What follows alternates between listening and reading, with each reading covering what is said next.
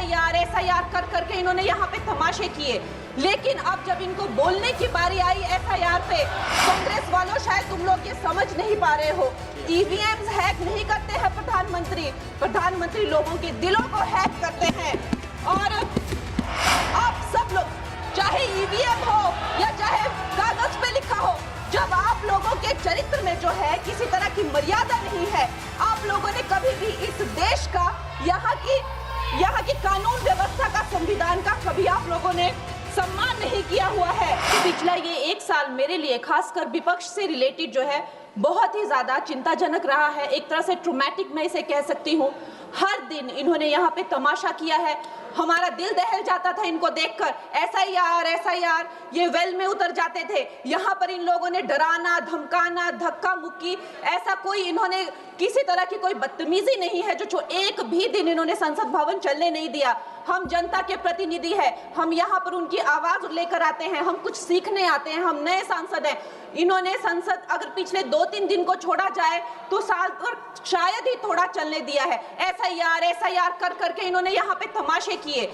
लेकिन अब जब इनको बोलने की बारी आई एसआईआर पे, तो अध्यक्ष महोदय जी, हम देख रहे हैं कि कल leader of opposition Rahul Gandhi ji ने, मुझे लगा क्या खुलासा होगा, हम भी बड़े उत्सुक थे, सारी साल हमने एक ही शब्द सुना है, अब ये क्या ग्रैंड रेवलेशन होगी। लेकिन राहुल गांधी जी जो लीडर ऑफ ऑपोजिशन है, उन्होंने कल जब कहा खादी है, खादी में धागे हैं, धागे में लोग हैं, लोगों के अंदर, उनको जब कहा गया कि आप पॉइंट की बात कीजिए, तो उन्होंने कहा कि मैं अपना फ्रेम कर रहा हूं, मैं अपना आर्ग्यूमेंट फ्रेम कर रहा हूं। और इतनी देर बाद जब वो फ्रेम करके पहुंचे तो ले देकर वो वापस उसी अंतर्राष्ट्रीय मूल की महिला, अध्यक्ष जी, मैं एक महिला होने के नाते आपसे रिक्वेस्ट करना चाहती हूं कि every woman is entitled to her dignity. वो अंतर्राष्ट्रीय मूल की है, विदेशी महिला है, लेकिन उन्होंने कितनी बार आकर उन्होंने सोशल मीडिया पे कहा है कि मैं कभी भारत नहीं गई हूं, मेरा हरियाणा चुनाव से कुछ लेना देना नहीं है। लेकिन फिर भी ये लोगों ने बिना किसी ठोस सबूत के उनका यहाँ पे फोटो बना के उन्होंने उनको उछाला, यहाँ पे उनकी तस्वीर उछाली यहाँ पर और यहाँ पर प्लेक कार्ड यूज करना भी अलाउ नहीं है। इन्होंने फिर भी नियमों का उल्लंघन किया। मैं चाहती हूँ सबसे पहले तो मैं इस सदन की तरफ से उन महिला से बहुत ही माफी मांगती हूँ कि इस सदन में बिना कि उनकी आजकल जो पर्सनैलिटी राइट्स का भी एक बहुत बड़ा क्राइम होता है, उसके उपरांत उनका फोटो यहाँ यूज किया गया। मुझे बहुत खेद है। भारतीय संसद की तरफ, संसद भवन की तरफ से हम उनसे माफी मांगते हैं। और ये देखिए, महिलाओं का हमेशा ये अपमान करते हैं, लेकिन हमारे प्रधानमंत्री चाहे बेटी बचाओ बेटी पढ़ाओ हो, महिलाओं को शौचालय देने से लेकर, महिलाओं को गैस देने से लेकर, महिलाओं को जो है वो छात्रवृत्ति, न जाने कितनी ऐसी योजनाएं हैं। कांग्रेस वालों शायद तुम लोग ये समझ नहीं पा रहे हो, ईवीएम्स हैक नहीं करते हैं प्रधानमंत्री लोगों के दिलों को हैक करते हैं। और ये लोग दुहाई देते हैं कि वो जो पुराने जमाने के दकियानूसी, वो जो चिट कागज पे लिखकर जो मतदान होता था वो सबसे अच्छा था। ये लोग भूल गए वो दिन, आप लोग भूल गए वो दिन। इंदिरा गांधी वर्सेस राज नारायण का केस, उसको जो है इतिहास में The case that shook the nation के नाम से जाना जाता है। उस पर मैंने एक फिल्म भी बनाई हुई है।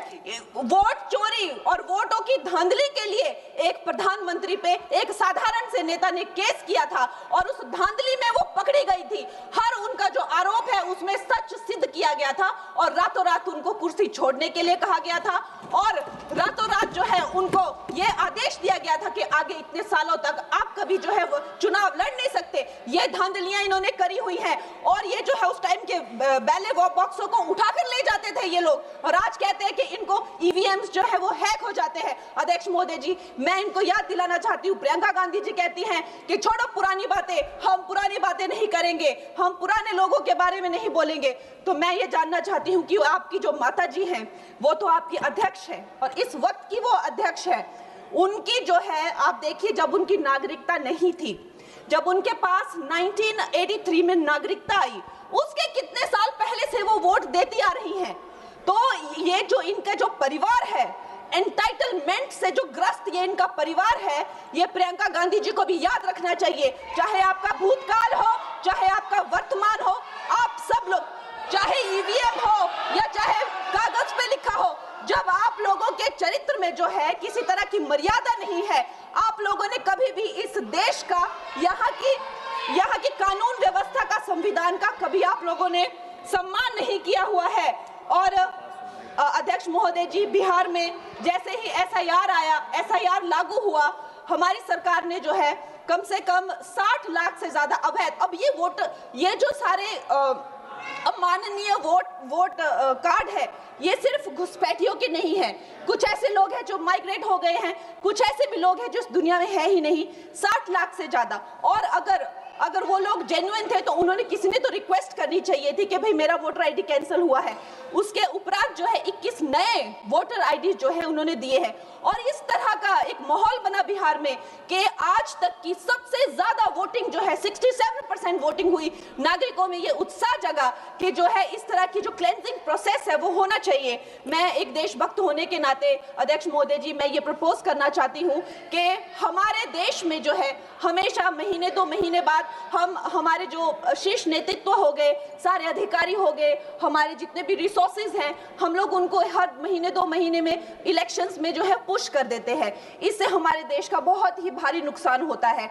और मैं ये चाहूंगी कि 1 नेशन 1 इलेक्शन, जो नरेंद्र मोदी प्रधानमंत्री जी जो कहते हैं कि एक वोटिंग जो है डेमोक्रेसी के उत्सव के रूप में, जैसे कि दिवाली होती है, होली होती है, उस रूप में मनाया जाए। क्योंकि ये सिर्फ सरकार का ही नुकसान नहीं है, 10,000 करोड़ से ज्यादा का जो नुकसान होता है सिर्फ वही नहीं है, लेकिन मुझे लगता है कि धीरे धीरे हमारे जो नागरिक भी है उनमें जो वोटिंग फटीक है, बार बार उन्हें जागरूक करना, बार बार कई जगहों से जहां वो काम करते हैं वहां से उनको ट्रैवल करके अपने नेटिव प्लेसेस पे आना और बार बार मार्केटिंग करके, it is exhausting for the whole ecosystem.